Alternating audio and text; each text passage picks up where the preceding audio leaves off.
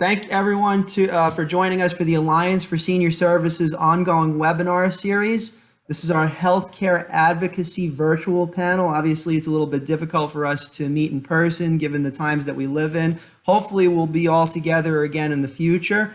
The Alliance for Senior Services has been serving the senior community in New Jersey for over 13 years.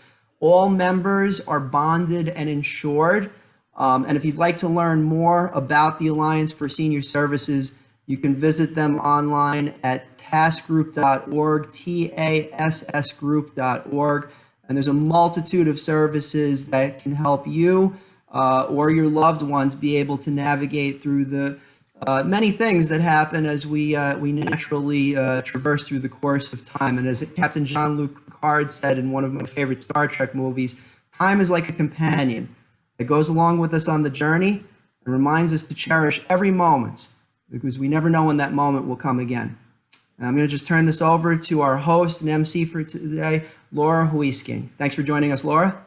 Thank you so much, Tom. So Tom did a great job of explaining the Alliance for Senior Services, but one of the great things about the Alliance is that we all focus on seniors. So a lot of our resources kind of really enhance each other's.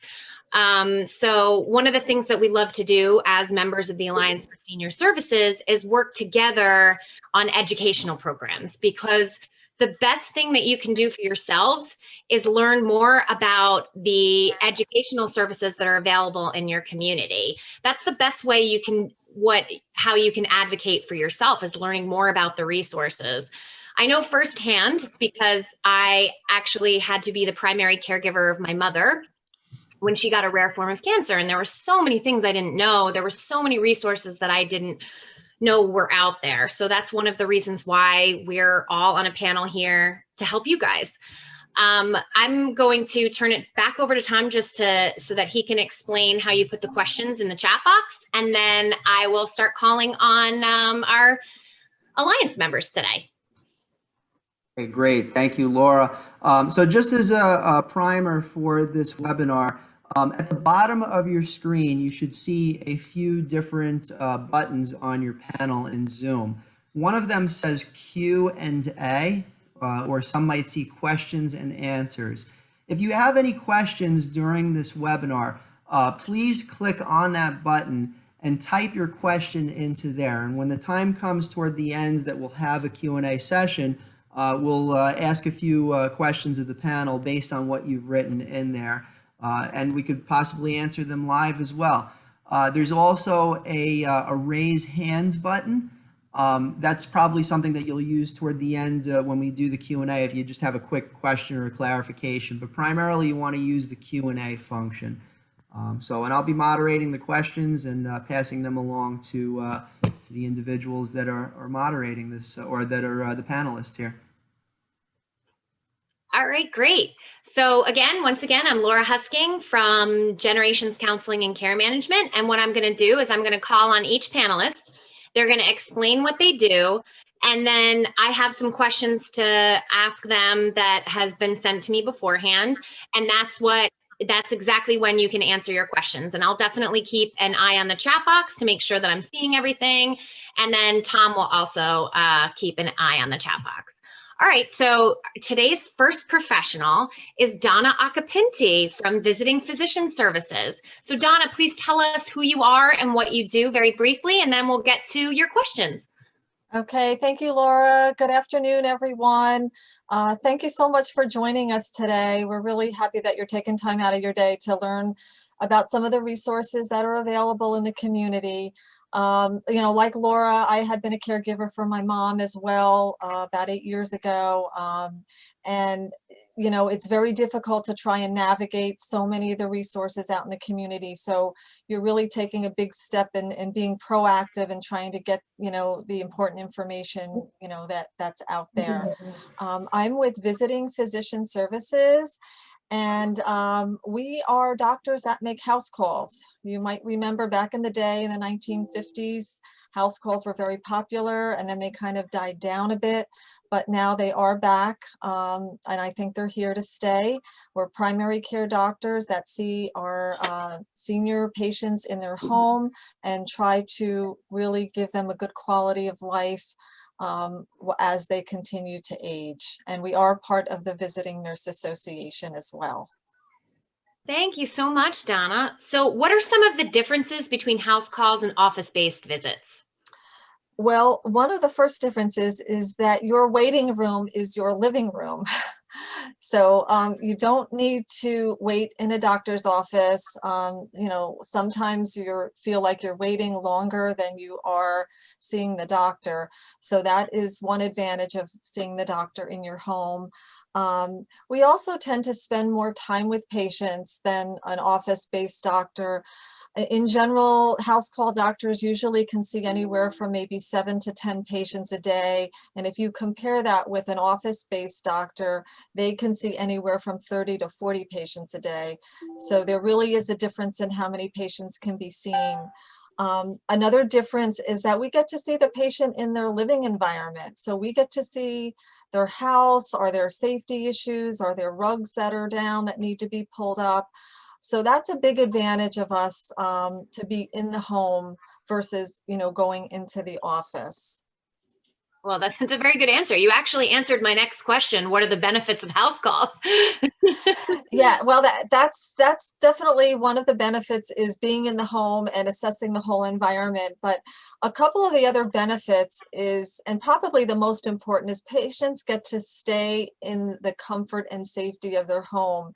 And I think we can agree that, you know, with everything that's gone on this past year with the pandemic, you know, people really want to stay home where they feel safe and get the care that they need. So that is the biggest benefit. It also alleviates the stress on the caregiver and the patient of having to take a sick loved one back and forth to the doctor. You know, if you have a loved one that has dementia or physical issues, trying to get them in and out of the car and back and forth to the doctor can really be very stressful. In addition, it helps open up lines of communication with the family member and the caregivers, so there's good interaction there, and they can see and hear what the doctor has to say as well. And also it helps reduce trips to the emergency room, believe it or not, and also hospital admissions. Because we see our patients on a regular basis, our goal is really to try and, you know, keep those hospital visits to a minimum, keep them out of the emergency room as much as we can. That's an incredible benefit. Thank you so much. So can diagnostic tests be done at the home? And if so, which ones? Yes, medicine has become very portable. We can bring into the home, we work with mobile labs, and they can do blood work, x-rays, EKGs, ultrasounds, venous Dopplers for the carotid artery. It's pretty amazing that all of this testing can be done at home. I do a lot of presentations to senior groups, and some seniors at times will ask if we can do an MRI in the home, but we're not there yet. But you never know how you know, technology is going. Things are just rapidly, you know, progressing, and who knows, maybe 10 years from now we'll be able to do an MRI in the home, but we can do ultrasounds. So really, it's, you know, people do not have to go to an imaging center or a hospital to get testing done. Well, that's pretty amazing, especially when you have a homebound senior and it's very hard for them to get. Absolutely. So what other visiting specialists are there? Do you work with any, or? Yeah, so we work with a lot of other visiting specialists that can provide services in the home. We are part of the Visiting Nurse Association, so we can bring in physical therapy, occupational therapy, speech therapy. And in addition, there are visiting dentists out there that we work with, visiting podiatrists, hearing specialists, eye doctors, also mental health professionals if someone needs counseling. You know, many of our patients are isolated. They might be suffering from anxiety or depression. So we're able to bring in social workers and counselors that can really, help them deal with some of these issues. And again, it's all about bringing resources, into the home to try and make things very easy for our patients.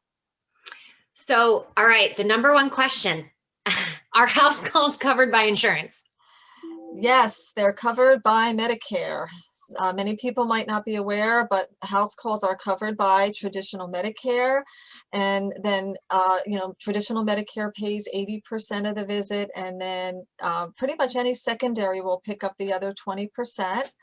Our particular practice also accepts Horizon Managed Care as well as Amerigroup. So really, for most seniors, house calls are a covered service, which is wonderful. Wow. Does anybody else have any questions? Any of the attendees have any questions? Please put it in the chat box under panelists and make sure panelists. And so if you want some of the attendees to be able to see your question, you can put it to panelists and attendees. If you want it to just be anonymous, send it directly to the panelists. I mean, you covered a lot, so I know. So there probably isn't too many more questions for you. So if you guys think of any for Donna later on, still put it in there and we can jump back to her at the end of the program. Okay. But for right now, I mean, maybe you educated everyone. So okay, well, good. If anyone has any questions that you think of during the program, feel free to put it in the chat. Oh yeah, here's one. So what's the name of the visiting doctor agency? So Donna, do you want to repeat where you're from? Yeah, so we're called Visiting Physician Services. That's the name of the practice. We're actually part of the Visiting Nurse Association health group, the visiting nurse that's headquartered down in Homedale in Monmouth County. And we do cover 8 counties. So we cover from Bergen County all the way down to Ocean County. So it's a pretty big area, Visiting Physician Services. Yeah, so I put it in the chat box, and what I'll do too is I'll put their website there as well as soon as I get a chance. So I guess, does anybody, oh, here we go. How can a senior access this service? Well, they can call our main office, and I can put that information in the chat. I can put all our website in the chat as well. You can access it through the VNA website. And it's really a matter of calling our office. We do a brief intake and takes maybe about 10 or 15 minutes. And then, we can schedule an appointment. In terms of our typical patient, there has to be a degree of difficulty getting out of the house. They don't have to necessarily be bedbound, but if they're mobile and they're driving, then they wouldn't be appropriate for our service, because that means they could get to their doctor. So, they basically have to live in our service area, have difficulty getting out, and we would also become the primary doctor. And we do cover mostly all of Essex County as well. Okay, great. So I put the website in the chat box. Donna, if you want to put the phone number in there as well, and make sure you hit panelists and attendees. And then if no one has any more questions, I'm going to move on to the next professional. Okay. Again, if you have questions later on, you can definitely put them in and we'll make sure we ask them again at the end. Okay. Thank you very much for your time. Well, thank you, Donna. You were fantastic. Okay. So I'm going to talk to Stacey from Generations Counseling and Care Management next. Stacey, would you mind unmuting yourself and telling us about who you are and what you do? Absolutely. Thank you, Laura. So my name is Stacey Maines. I'm a licensed social worker, a geriatric care manager. I've been with Generations for over 6 years, been in senior care for over 22 years. Generations is a counseling and care management company. We do psychotherapy, but the majority of our services are care management oriented. All of our care managers are social workers and perform a variety of tasks that kind of encompass what care management is. So, which leads into my first question. What is care management? I get a lot. It's funny. It's as I love what I do and I love everything else. And one of the most challenging is when someone says, well, what exactly, can you explain what you do? I think the most comprehensive way is if I gathered all of my family and friends in a room and had everyone explain little, because everyone has this different picture of what it is I do. Some of my family thinks, oh, I work with lawyers on guardianship cases. And some of my family thinks I work in hospice. And some of my family thinks I place people in assisted living. And some things I help people get home care. And everybody's correct. Everyone has like this different view and they're all correct. Care management is really helping to plan, implement, coordinate, maintain, monitor, oversee, support the process of coordinating care for seniors. And also we work with adults with disabilities. So it's a little different than sometimes other care management agencies are. We're not just working with seniors. So we start really at any point in that process. Sometimes it's more crisis driven and sometimes it's, more proactive and kind of in that planning process, working with families to figure out what care their loved one needs, working with them to figure out how to, what's the best process of getting somewhere or different access to different resources. Care management is really a professional hand that's holding, the professional hand to hold and a guide through the whole process. I think I'd love to say, this is a difficult journey to navigate when you're dealing with something like this, as challenging as the healthcare needs of a loved one. It's very, very challenging, as Laura spoke about, anyone else who's been a caregiver, to make these decisions, to feel like to navigate this system, especially now when there's so many choices, which is wonderful that there's so many options of care at home, different facilities, memory care, assisted living, independent living, skilled nursing. There's so many options, which is wonderful. I think people need a guide through that process. And I think just like we get some kind of professional guide through many of the other decisions we make in our life, buying a home, many people get one for choosing colleges, for any decisions that you're making, you often get someone to kind of hold your hand through this and say, and help you make these decisions. We're not making decisions for people, but we're offering that professional guidance and support. And sometimes it's just another voice to listen to say, yeah, this is a good thing that you're doing. Or yes, you've made the right decisions because here are the professional reasons that I see. And here are all the things that your gut has been saying, but I'm now going to give you the professional things to support it.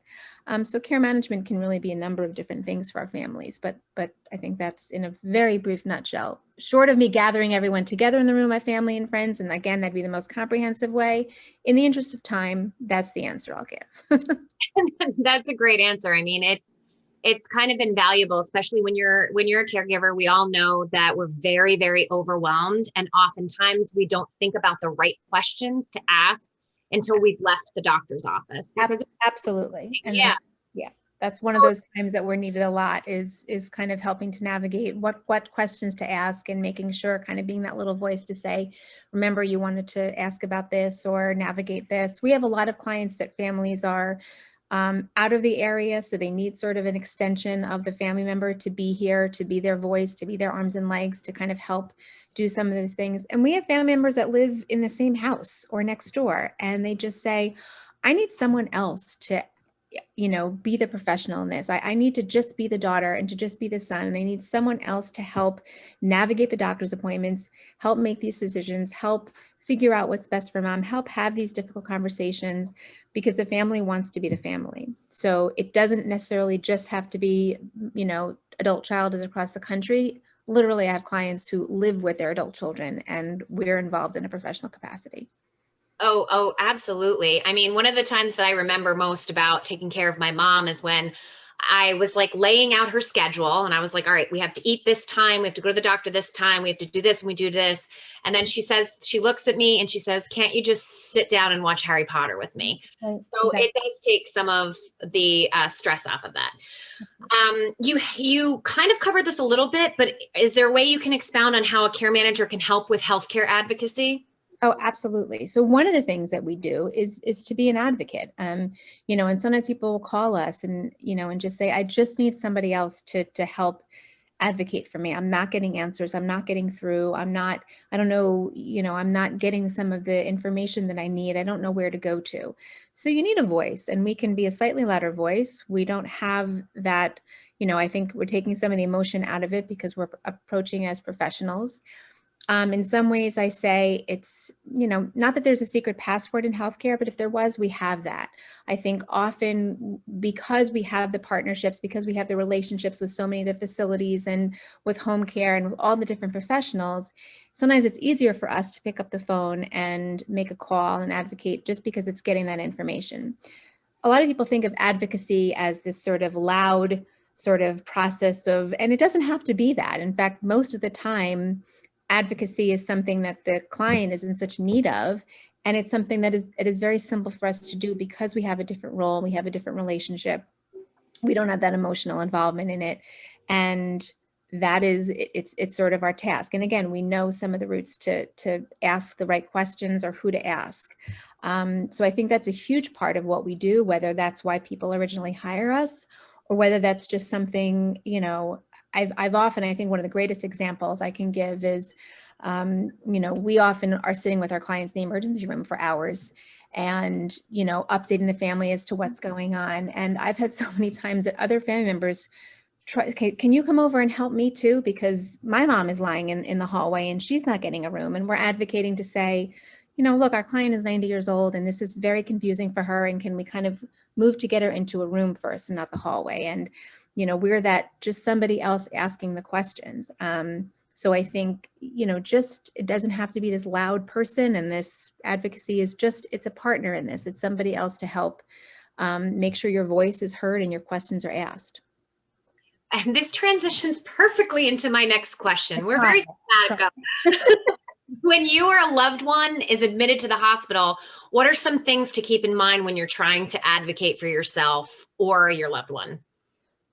So I think, hospital is such a good, in some ways, everything I'll say about hospital translates to anything else, but I think hospital is sort of the peak of it because it's the peak of crisis, it's the peak of emotion, it's the peak of the sense of urgency.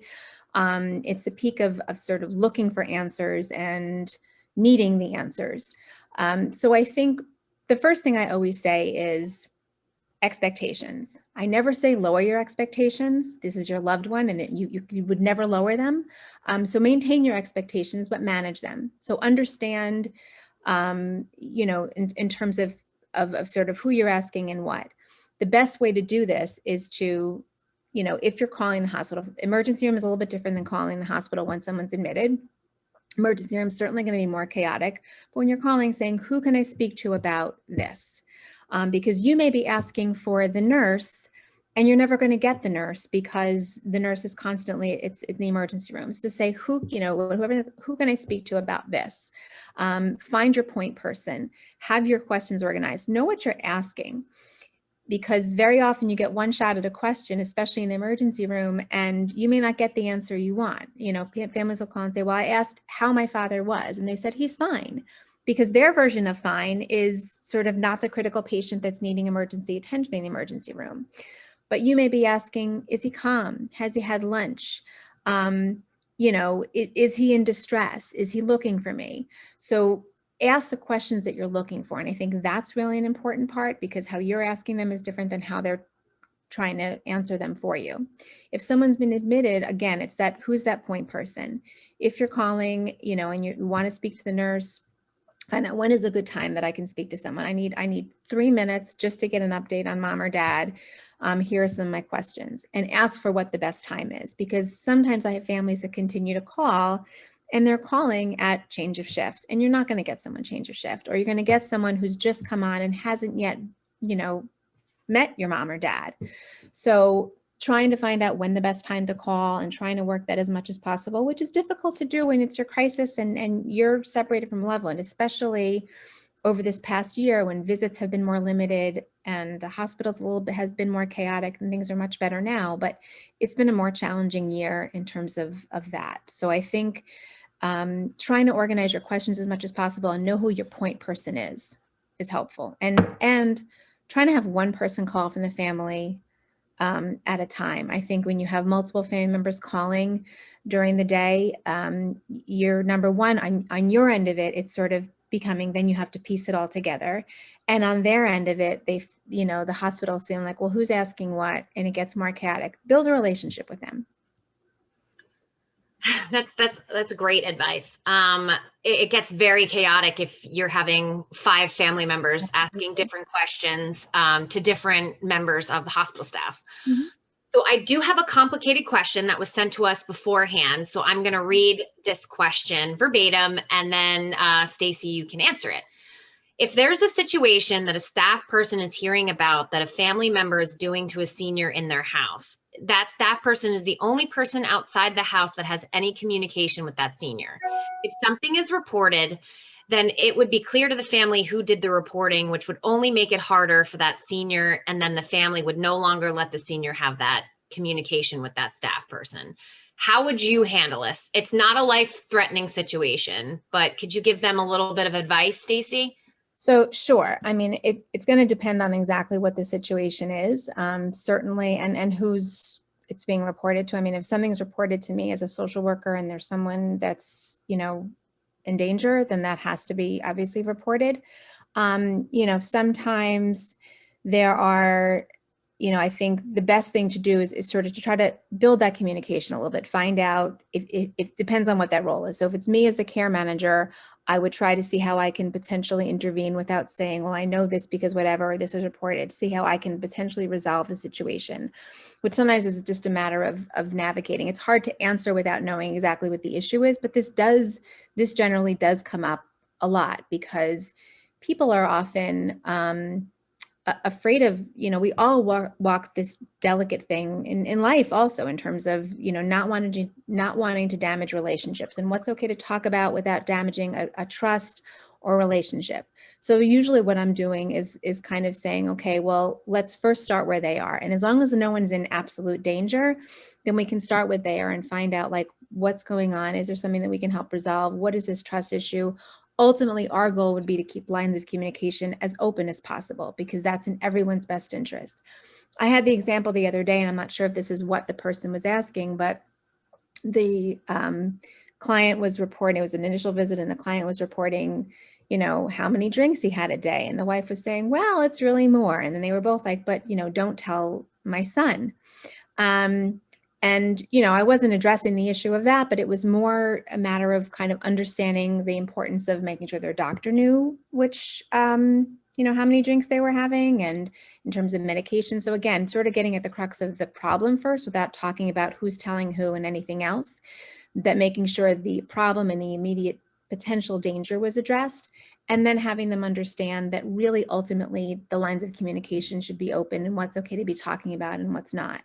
So again, it's hard to directly answer without knowing what the problem is, but I think when we're coming in, we're trying to just say, how can we improve the situation? How can we help mediate these things? Which is a huge role that we have as care managers and many of our clients are home and trying to stay home. And we are sort of the social worker, director of nursing, director of HR, administrator, everything else that's running this mini nursing home or assisted living in their home. So we're coming in as sometimes it's the director of HR and sort of navigating a little, issue between the client and the staff. Sometimes it's a matter of scheduling something and working out time off that the caregiver doesn't have that they want that's created this issue. But ultimately trying to open up those communication lines because that's really ideal. And making sure everybody knows the ground rules from the beginning, that if it's a matter of someone really being in danger, then that has to be addressed. I think sometimes people aren't clear on what communication is and who's talking about what until it's too late. I think it's important to sort of explain things in the beginning and explain the importance of communication and sort of who can tell what to who. If that answers the question somewhat indirectly. But yeah, I think that I also appreciated that you gave examples. So I think that pretty much answers that question. If I don't want to tell who, it was an anonymous question, so I don't want to call them out. But if you have any more questions, or if you want to talk to us, what I'm going to do is I'm going to put our office number, my cell phone number, and the Generations website in the chat box. So if you want to talk a little bit more about your personal situation without having to talk about it towards the panelists here, that would be fine, and I'll put all that information. So I had a couple of questions on who can access Generations counseling and care management and what's the cost for service. Okay. So more often than not, we're hired by the adult children or whoever that that represent them, the niece or a nephew or something else. But sometimes it's the individual themselves because they need an advocate. I had somebody call yesterday saying he's tired of calling all these different doctors' offices and they're not talking to each other. He needs an advocate to help pulling everyone together. So we get calls directly from whoever. You can contact me directly. You can contact Laura. You can contact the office. Most of our intake calls kind of come to me anyway from the office, but 24/7, my phone is on me 24/7. So really we're accessible anytime. It is a private service, so it's a fee for service, and we charge hourly rates, and it kind of depends a little bit whether it's a legal case or regular, but we would go over that with anybody, when they call, depending on the type of case. And it's billed that way. So there's no long-term commitment for services. Some people hire us just for an initial crisis and assessment and plan of care and pointing them in the right direction. And some people we've had for 10 years and we see them a couple times a week or once every other week or whatever to continue maintenance and kind of adjusting the plan of care. And there's no right or wrong. It's anything in between. Perfect. So what I'll do is I'll put my cell in the chat box. Stacey, do you want me to put your cell or? Yeah. Okay. All right, I'll put your cell. And again, Stacey Maines is the Director of Care Management for Generations Counseling and Care Management. All right, thank you so much, Stacey. Does anybody else have any questions before I move on to our next lovely panelist? I am watching both the Q&A and the chat, and I don't see. I think we've covered everything, all the questions that we had for you. All right, so Jen Van Dam, I'm going to call on you next. So please tell us who you are and what you do and what your company is. Okay, so hello everybody. I'm Jennifer Van Dam. I'm the Director of Sales and Marketing for Care One at the Cupola. We are an assisted living and memory care building located in beautiful Paramus, New Jersey. We've been here for over 45 years, and Care One has owned the Cupola for a little over 27 years. So it's been family owned the entire time, which is really, really nice. So it's a family owned assisted living and memory care. Great, thank you so much. So this is one of the most commonly asked questions. What is the difference between a nursing home and an assisted living community? That's a great question. So an assisted living and a nursing home, assisted living, depending on what assisted living you're looking at in a nursing home. A nursing home is a community that somebody would need if they need skilled care. When I talk about skilled care, it's somebody who needs more specific, maybe 24-hour IVs. They need more skilled nursing care. So somebody needs very advanced wound care. So a stage 4 wound care would need to be in a nursing facility. Somebody who needs long-term IV antibiotics, fluids, things of that nature, they would need to be in a nursing facility. But when it comes to care, especially in a Care One facility like myself, we can handle somebody when they need that personal care up until really more advanced care. So if somebody needs, we have residents that are here that are here just for their meals and their laundry to get done, and they're really here for their socialization and the activities and things of that nature, but they're tired of doing their own laundry and they're tired of cooking their own meals and housekeeping. So we can do those things for them. But they can shower on their own, and they can do most things on their own. And then on the other spectrum, we have residents that are here that have a 2-person transfer with what's called a Hoya lift. So it's a little a device that actually will pick somebody up out of a bed and put them in a wheelchair. And then we have residents completely in between too. So when it comes to physical care, they can stay in an assisted living. It's really more of the nursing, advanced nursing care that they would need to stay in a skilled nursing facility. Thank you. It's definitely a question that we get asked a lot. Absolutely. So thank you. That was a really great answer. So since we're talking about healthcare advocacy, how does the communication work ongoing with the healthcare team once you've moved into an assisted living community? So that's really good question. So you want to make sure that you move into a facility that they're part of your team, right? When I talk about your team, it's your family, your goals, whatever you have for your loved one and for yourself.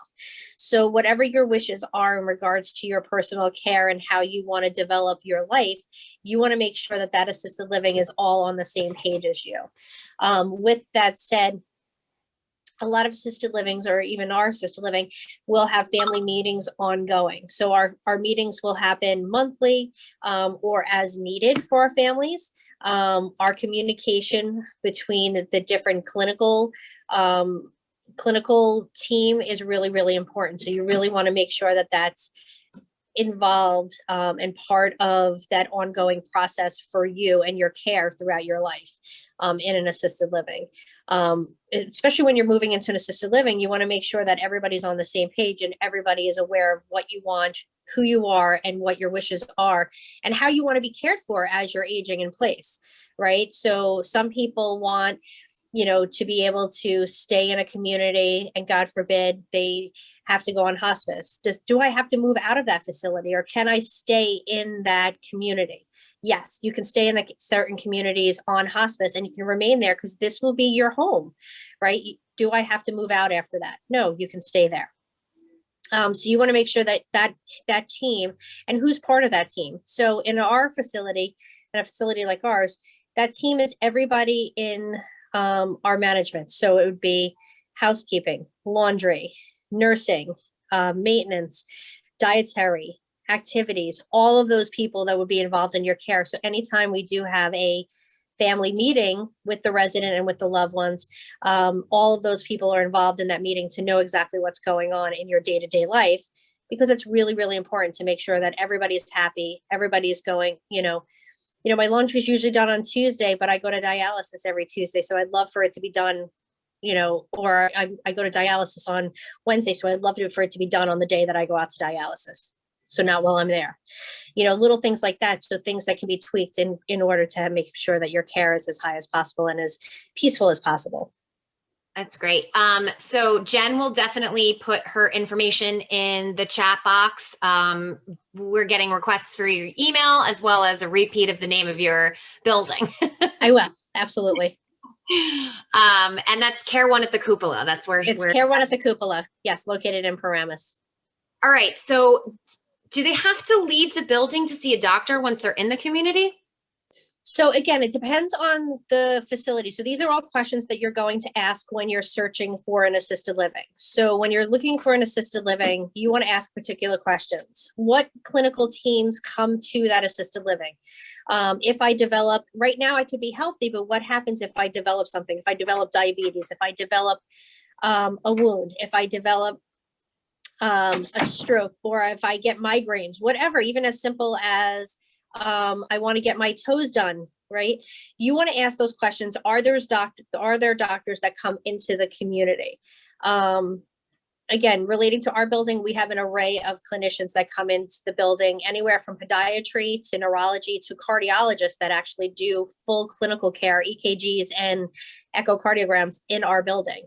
So, so you want to ask those questions because nobody wants to schlep out to a doctor to get a basic routine blood work or a urine test, things of that nature. Things can be done in that facility. You want to ask those questions as you're touring around those facilities. Great. That's important because a lot of people don't realize what questions they need to ask before they're moving in. Absolutely. So I'm glad that you pointed those out. So there's another question that's very commonly asked is, when is memory care more appropriate than living in a regular assisted living? It's a really good question. So do we have residents in our general assisted living that have some slight memory loss? Absolutely. You know what? There's people that live in their community outside in their own homes with some slight memory loss, and they do very, very well. The two things that we look for, and it's a very close, they're really, really close together. One is safety, and then a very close second is quality of life. Safety is a number one reason. If somebody is doing really well, they're living in our general assisted living, or they're at home and they're looking for to go home, right? They're looking to go to their home, which they are at home, but they forget that that is their home. That's a safety concern because most assisted livings are a secured neighborhood where they can walk independently. They can go outside. It's a secured, courtyard, a secured hallway. They can go into the dining room. They can go to the activity center. But there's no chance of them walking outside the front door and walking down the street. Where in a general assisted living, most assisted livings, their front doors are open and the residents can come and go. So you want to look at that. That's a major reason for somebody to move to a memory care. The second reason, and it's a very close second, even if they're not wandering and looking to go home, their quality of life. Most memory care neighborhoods are smaller, more condensed. So if they're always looking, where am I going next? What am I doing next? Or they're constantly repeating themselves, you never want them to feel left out because, somebody who is alert and oriented might say, oh, Mary asked the same questions 1,000 times. I'm so sick and tired of listening to her. So I don't want her to be part of our book club anymore. We don't want that to happen. We don't want them to ever feel excluded, ever feel left out. And we want to make sure that they have the highest quality of life. We also don't want them to ever feel lost. Where am I going next? What am I doing next? When's the next activity? Where's the dining room? I can't find the dining room, that type of thing. In most memory care neighborhoods, everything is right there in a hallway, somewhere in eyes view. So if they're looking for the dining room is right there. They're looking for an activity center, the activity or the common area is right there for them to see. So they'll have more independence in a memory care unit. A lot of people, think they're getting shunned or it's a bad thing for somebody to move on to a memory care unit. I see Stacey shaking her head. It's not a bad thing for somebody to have to go onto a memory care unit. What I say, I love it. It's sometimes it's an even better thing because they gain more independence. They're not relying on somebody to constantly have to hold their hand and take them from activity to activity to activity because everything's right in front of them. You know what? They want something to eat. They're not looking for the dining room. The dining room's right there. So it's really important for them to, sometimes when they transition to that memory care neighborhood or they move in from their home to a memory care unit, it is not a stigma. There's nothing wrong with it. Just think about it. They'll actually have more freedom, more independence, and be happier because they'll be around with like-minded people that if they're asking the same question 15 times or repeating the same story about their loved ones, they don't care because their friend may be doing the same exact thing. So they're okay talking about how they used to travel and used to do these different things and how they used to work. And it's okay. And they love those different activities right there. Thank you. So it's okay, it's okay for them to do that. So it's not such a bad thing. It's actually a very good thing. So we try to explain that to families all the time, not to feel sad for them when they have to go to a memory care unit. Be happy because they're going to have that, they're going to gain that independence again and that freedom. Like our memory care neighborhood, our courtyard is probably the size of like a half football field. It's really, really big. And our residents garden out there, they plant all summer, and then we take it and we make food with them all spring and fall. And our residents can walk out there independently, but it's all secure. So they can go out there, sit in the sun, just like they did in their back porches, but they're safe, which is really, really great. Thank you. So hopefully that answered their question. So that definitely answered the question. Like our whole goal too is to alleviate some fears. I think a lot of people are very nervous when there's a transition. So that's part of the reason why we're here talking about our services and resources, so that things aren't as nerve-wracking, because it really isn't. It's a transition. It's a transition. It's a change. It's always a transition. And a lot of times too, on a memory care neighborhood, there's always more staff. And all of that staff is trained to work with somebody with memory loss. So, and their activities are based with that. So it's really, really, it's a great thing. And I always love to, educate and, explain that to families, because all the staff, they'll say, my mom hates to shower, or, they're at home and they haven't showered, or I have to keep reminding them. We have 3, 4, or 5 caregivers that can help the shower. So if she doesn't like the first 2, or if that personality clinch doesn't work with the first 2, we have 2 or 3 other ones then can attempt that shower with them. And we get them to shower. We get them to do the different things that they want to do. Showers are very fearful. For some reason, people with dementia, showers can be very frightening. And I see Stacey shaking her head too. So all of our staff has trained them, are trained to work with residents to make it not so fearful for them, and to make it a more pleasant environment, which is great. Thank you so much. So Thanks, Laura. we have one more panelist left. Does anyone have any questions for Jen before I move on? I am looking at the Q&A and looking at the chat box. I don't see anything. And I said, Laura put up my information. So if anybody has any questions, anybody wants to reach out, I'll also put my cell phone on there too. So if anybody wants to reach out on my cell, they can shoot me a text or shoot me a call, and I would love to answer any questions that you have. All right. Thank you. Thank you. All right. So I'm going to go to our last professional, but not least, certainly not least. Kim Paton, can you please let us know who you are and what you do? Sure. Thanks, everybody. I'm very happy to be here. My name is Kimberly Paton. I'm an attorney. I've been practicing for 35 years. I'm licensed in New York and New Jersey. I actually have a full service firm, so we do everything. However, I concentrate on estate planning, asset preservation, Medicaid planning, elder law, and I've been doing elder law since before they even had a name for it.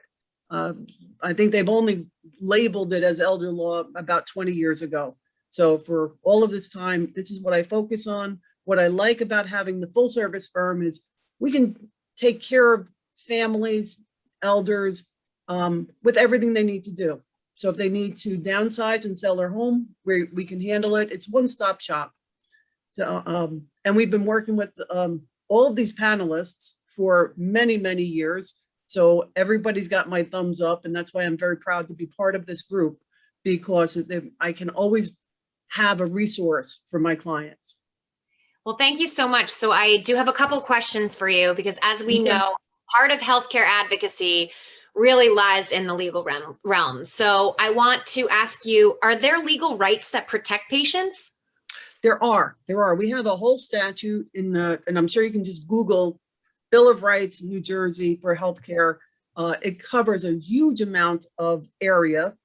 They talk about medical care rights, transfer rights, communications, records, discharge planning, privacy and confidentiality. People are free from abuse and restraints, and also how to make a complaint.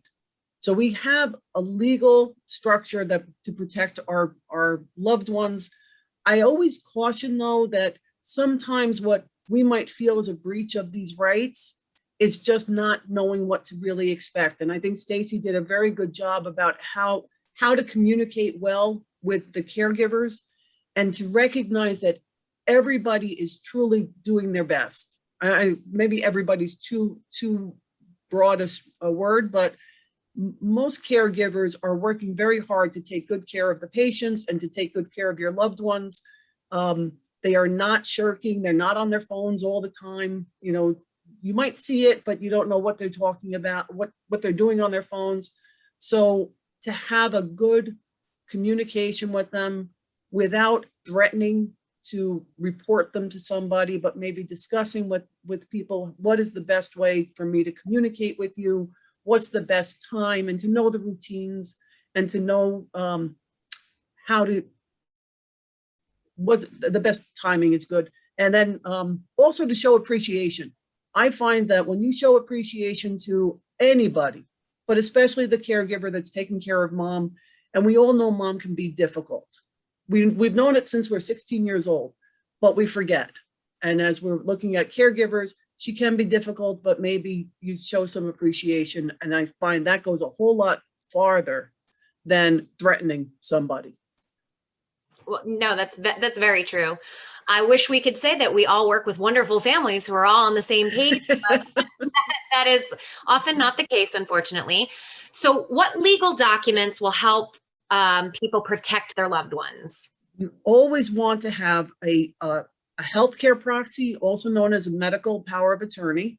So that allows people to talk to you. And Stacey also made the point of having like one point person on the family asking questions, because legally the providers are not allowed to talk to everybody unless they are the power of attorney, it also makes their life harder and things get screwed up. So you have to have the medical power of attorney that's designed to protect, maintain, and oh my God, restore and maintain somebody's health care and allow somebody to talk to the family members. A financial power of attorney that allows you to access the monies of the loved ones so that they can pay for their care or have to sell their home or take a reverse mortgage or do anything with that. So you want a very, very broad form financial power of attorney. And that's true even if it's your spouse that is the person that you're trying to protect. So many people believe that, well, I'm married, I have all these legal rights. Legally, no, you do not have a legal right to sell your home if your husband's name is on the deed. You would need him to sign it or have a financial power of attorney. You don't even have a legal right to talk to the doctors. The HIPAA laws do not allow a medical professional to talk to a spouse. Many of them will. You know, this is what's always a little tough because when you're dealing with medical professionals, they are doing this because they want to help you. So they are trying to help you and give you information. But the moment anybody questions it, they have to stop. They have to stop talking. So especially when you have a family where maybe the son and the daughter are fighting over what mom's care is, they will need those documents. You also need to make sure that all of these documents you have the original document and they are updated. You also want to make sure these documents have an agent listed and then a backup agent and maybe even another backup agent. So it might be my spouse, my son, my daughter. Because if for some reason my spouse and I are in the same situation and he really can't take care of me, it has to go to my son and then perhaps my daughter. A living will is another document we always recommend because that's the end of life decisions. And a last will and testament, yet another very important document. The other thing I always recommend is to make sure that there is additional planning. So that's our first layer of planning. But if you're looking to protect assets, you might want to have an irrevocable trust. You might want to look at the beneficiaries named on the IRA and on the life insurance, just to make sure that you can protect assets. And that's what we do here is we kind of go over everything and make sure that everything is in working order and goes for the goal. And the goal and the plan is very personal. So it's not always we need to save all the money. Sometimes it is, but more frequently it is we want mom to have the best quality of life that she can have. And whatever we need to do with that. That's great. So do these documents expire? Generally, no, they don't expire unless somebody puts an expiration date on them. However, if you've got a family in turmoil and, you know, reasonable people can disagree, but what we also see are that oftentimes with families, they are not reasonable.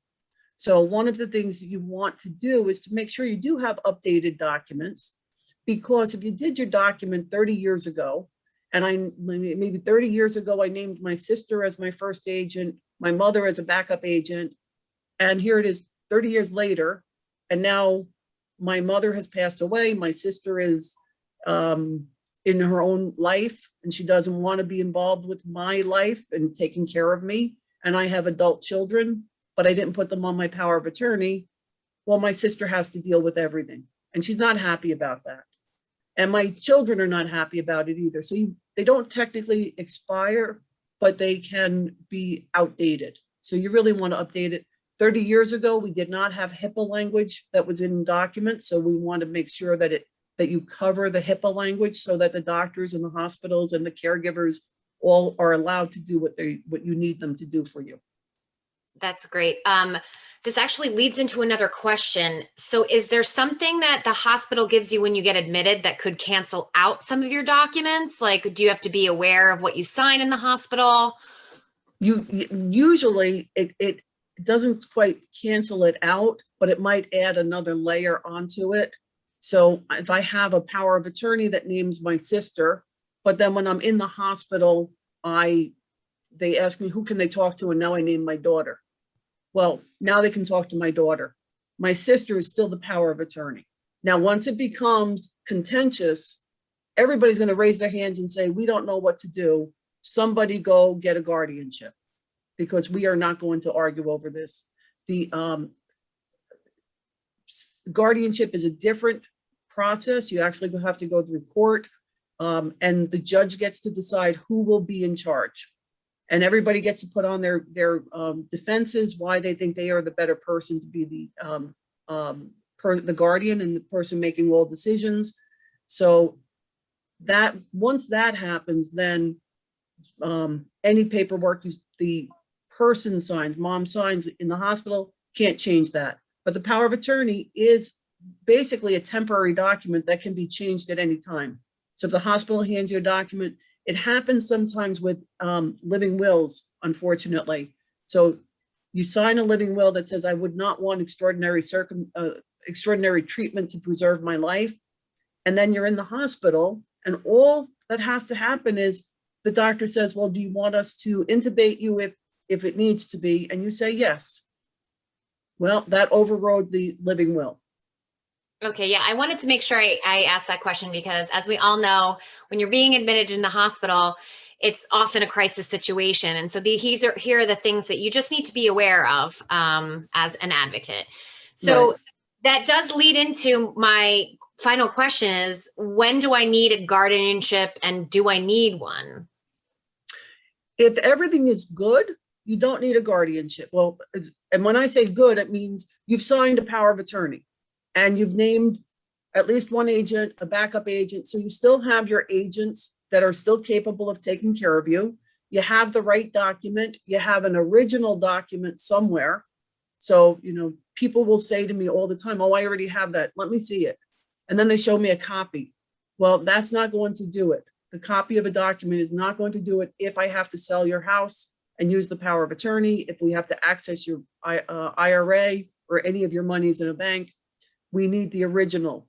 So if it gets to the point where the person does not have the right documents, or the agent is no longer available, and the person is not capable of signing a power of attorney now, you have to go to court and get a guardianship. Another time we need a guardianship is the daughter has taken mom to her attorney and mom gives her a power of attorney. Then the son takes mom to a different attorney a month later and mom signs the power of attorney giving him authority. So we've got dueling powers of attorney and the kids are fighting. So now we need a judge to come in and decide who will be the guardian, and that becomes, and then there's oversight by the court. So nobody can just give away assets, which in my powers of attorney, I make them very, very broad, because if I need to do a plan that we're going to protect assets, we need to transfer assets out of mom's name so that she will qualify for certain benefits and protect some assets. And it's designed to give her a better quality of life. So power of attorney, you can get a lot more flexibility with no oversight, but you have to have total faith in your agents. Guardianship, you're not going to have as much flexibility. So sometimes it depends on your family, it depends on your agent, it depends on your personality, which one would be better. A guardianship costs a whole lot more money, and there's ongoing responsibilities that every year the guardian has to file paperwork with the court. That's a great distinction between the two. So we're kind of coming at the end of our program. Does anybody else have any questions for Kimberly? She covered a lot. You did. I did put her website as well as her phone number in the chat box for anyone who wants to take any conversations offline. So does anybody have any more questions for any of the panelists before we say goodbye to all of you? I'm looking. I don't really see any. Laura, you are a great moderator here. Look, exactly 1 o'clock. All right, guys. So definitely take a look at task.org, because we'll be updating as to when we'll have additional webinars. Oh, Tom's going to put it right on the screen there. We also have a toll-free line. And again, the Alliance for Senior Services is made up of a group of professionals who are very, very passionate about seniors and their caregivers. So we do a wide range of services in healthcare and out of healthcare, but we communicate very frequently. So if there's a problem one of us can't handle, we call the person that the next resource on our list. So we definitely work very well together. So I think that's it. So thank you so much, guys, for joining our healthcare advocacy panel.